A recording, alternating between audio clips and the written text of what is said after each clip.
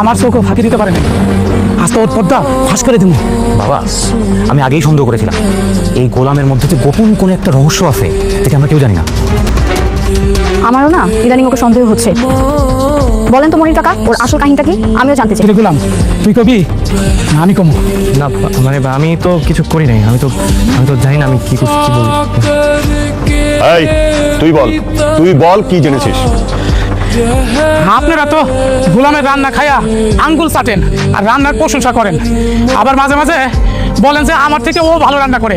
ও কেমনে ভালো রান্না করে এই আসল কাহিনীটা কিন্তু আমি জানে গেছি। কার কাছে রান্না শিখছে জানেন? কুদ্দুসের কাছ থেকে রান্না শিখছে। এই জায়গায় আসার আগে ও কুদ্দুসের হোটেলে বাবুর্চির কাম করতো, সেখান থেকে রান্না শিখা আইসা ও এখানে এসে ভাত ধরে। এই বেয়াদব, এক চড়ে তো সব কটা দাঁত ফেলেছো। এই কথা বলার জন্য তুমি ডেকে নিয়ে আসেন গোলামের আসল সত্য জানিয়ে গেছো। যা। মানে মশা মারতে কামান নিয়ে আসার অবস্থা। ও চিল্লাপালা শুনে মনে হচ্ছে গোলাম বিরাট বড় একটা ডন যে তার আত্মপরিচয় গোপন করে এই বাড়িতে কাজের ছেলে খেতে আছে, যার সত্য এখন রিলিজ হবে। ফাজলামি হচ্ছে এখানে। সরি, আমার ভুল হয়ে গেছে, আমার মাফ করে দিন। নেক্সট টাইম আর এই ধরনের ফালতু খবর নিয়ে আমাদের সামনে আসবে না। কথা কোথাকার, যাও এখান থেকে। ঠিক আছে ম্যাডাম। এই গোলাম যাও।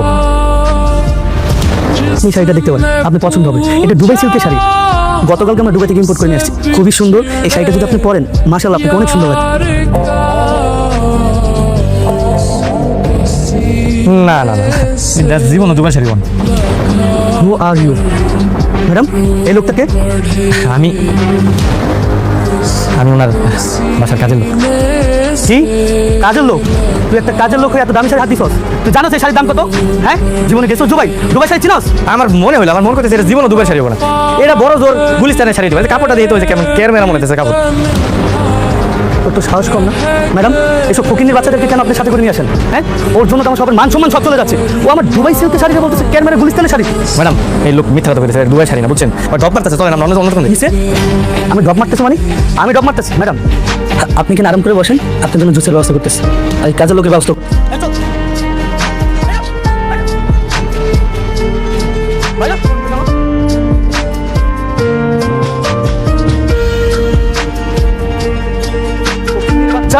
তোর জন্য আজকের পর থেকে এই শোরুমের সামনে না দেখি।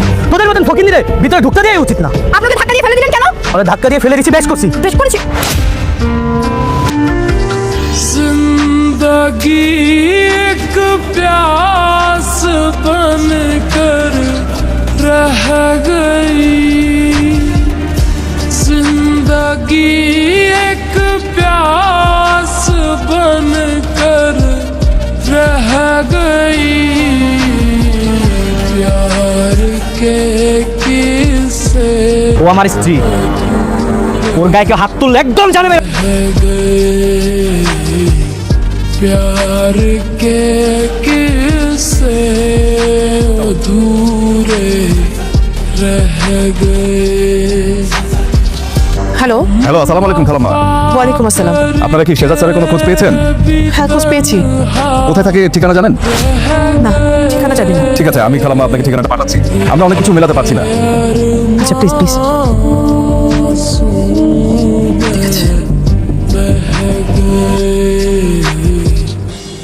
दिल के अरमां में बह गए। ম্যাডাম, দুধটা খাই নিন। খাবো না আমি। হ্যাঁ ম্যাডাম, দুধ না খেলে তো পরে আপনার শরীর খারাপ করবো, দুর্বল হয়ে যাবেন। খাই নিন ম্যাডাম, যাই। গোলাম, দাঁড়ো, এখানে বসো। বসুন। বসো। জি জি ম্যাডাম, বলেন। আজকে তোমাকে দেখে আমি হঠাৎ অবাক হয়ে গেলাম। अरमां